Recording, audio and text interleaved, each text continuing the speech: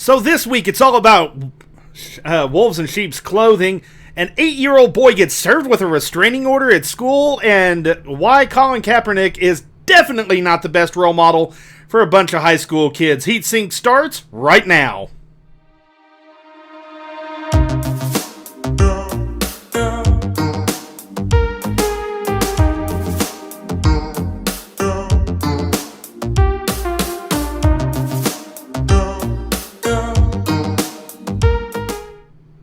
Lucky me, I live in Lubbock. I'm Boleo, and welcome back to Heat Syncs Live for this Tuesday, September 27th, 2016. A lot going on this week, and it's only Tuesday. How the hell does that happen?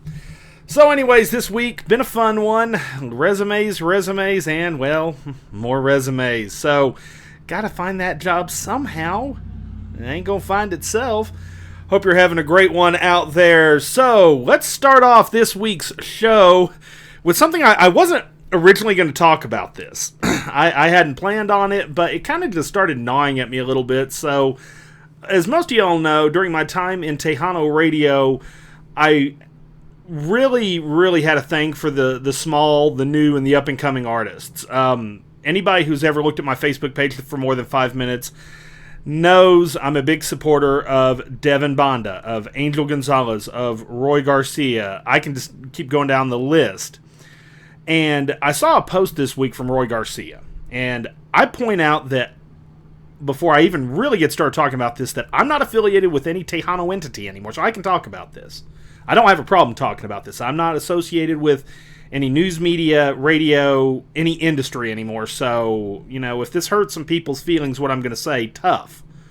But this week, apparently, another Tejano artist apparently had the balls, or the ovaries, depending, to threaten to go to the Tejano Music Award officials because they felt that Roy Garcia was not qualified to be on the ballot because this artist says that the CD was not released within the required dates, which are January 1st, 2015 through December 31st, 2015 at midnight.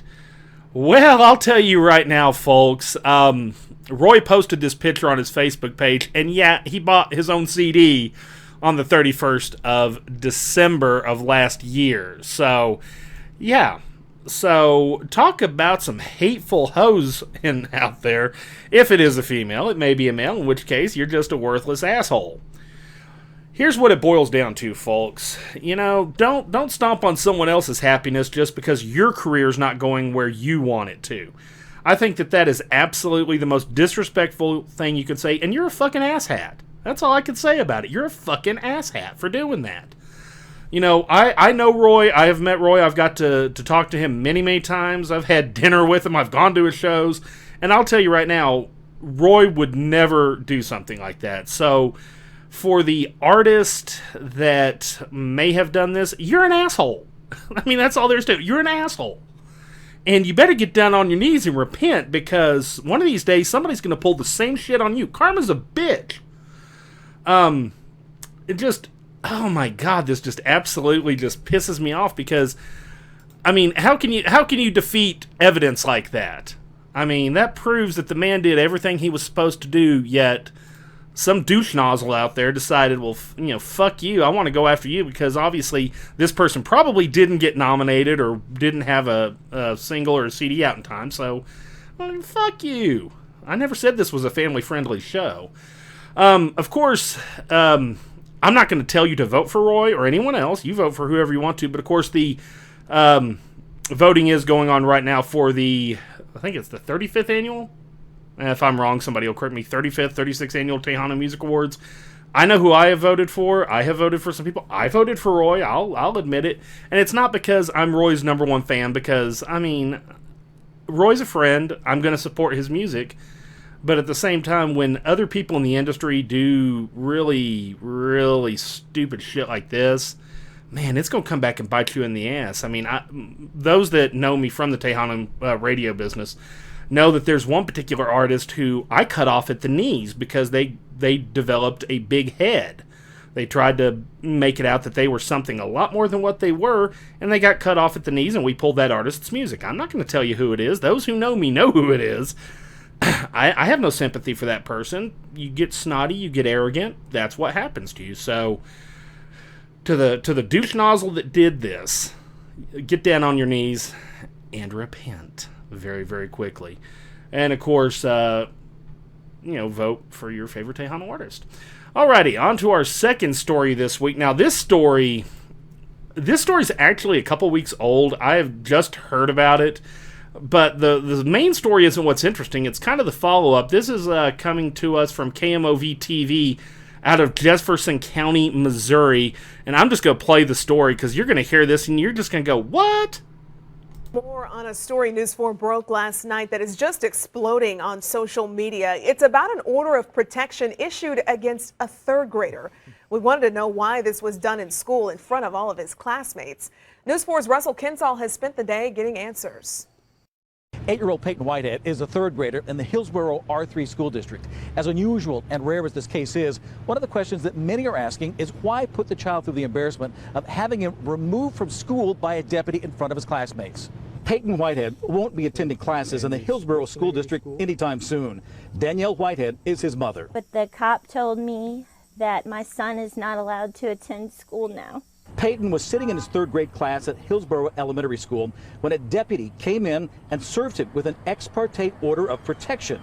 Now, it's the job of the sheriff's department to deliver ex parte orders. And once we receive that restraining order, we are to do exactly what the judge orders on that. And if it requires removing a child from school, then that's what we're required to do. We'll do it. As embarrassing as it may have been for Peyton, Sergeant Kostler says his deputies are required to act when they get the judge's orders. And statutorily, we're required to carry out the judge's order, and that was, at that point, to have him removed from school. The order of protection bars Peyton from being within 1,000 feet of the boy he's accused of stalking, threatening, and harassing. There's a court hearing set for September 20th. At that time, a judge will hear from both sides.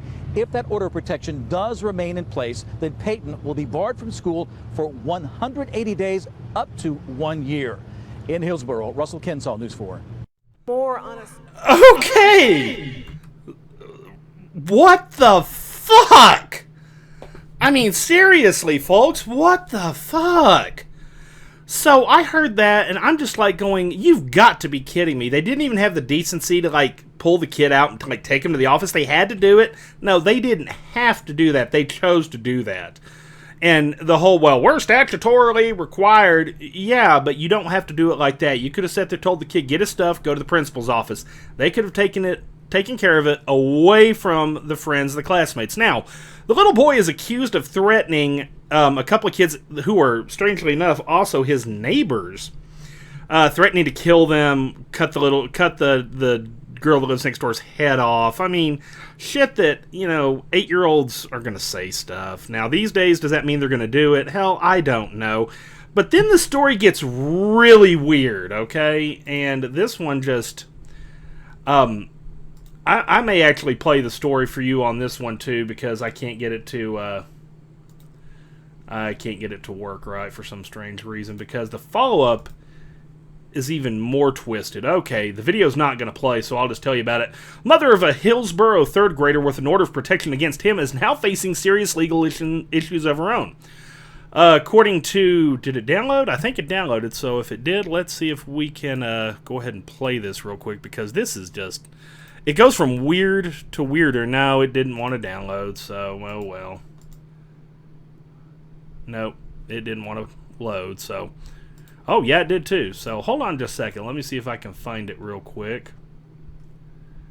I might have found it. I might not have. Who knows? Okay, there it is. So, I'm going to go ahead and play this for you just because this is so freaking twisted that you just kind of sit there and go, what in the world? Okay, never mind. It's not going to play either. Okay, my bad. So, apparently... News 4 or KMOV TV has learned that 37-year-old Danielle Whitehead was arrested twice recently, and this was within 4 days of the child getting order of protection against him.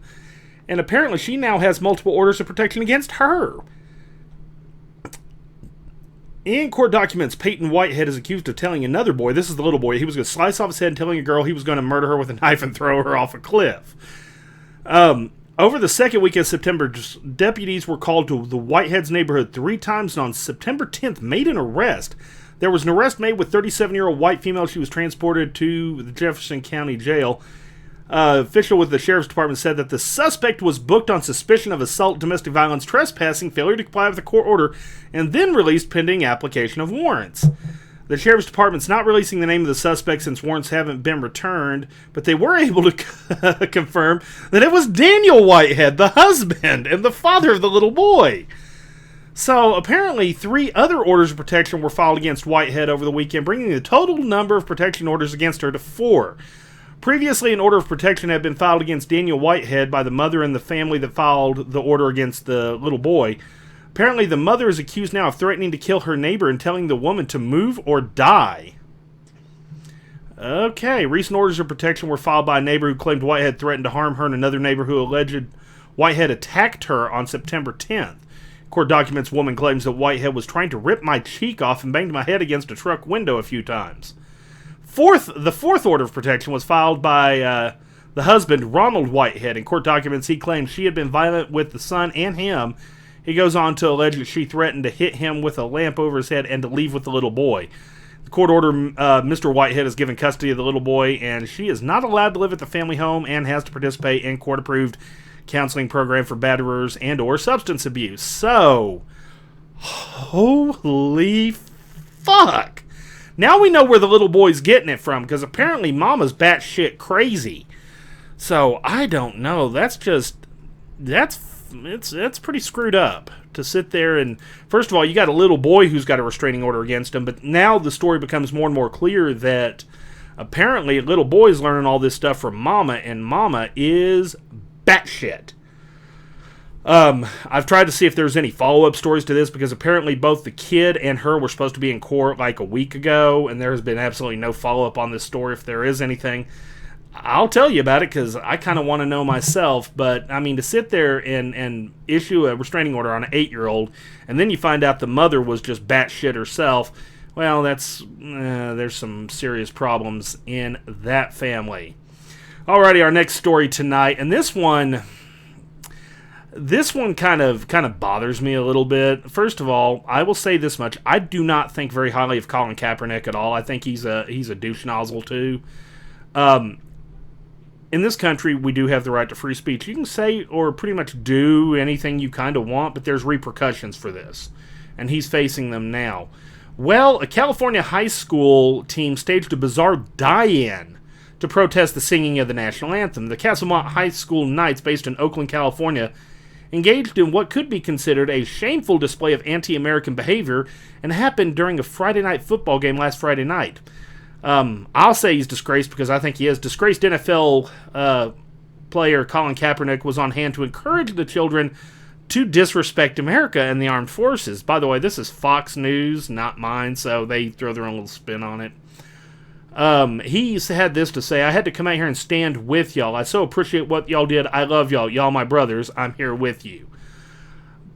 And I want you to see the picture. This picture is just, wow. So during the national anthem, they all decided to lay it down. And, yeah, let me tell you. But he decided to just get on one knee, probably because he didn't want to get grass stains on his hoodie. Yeah.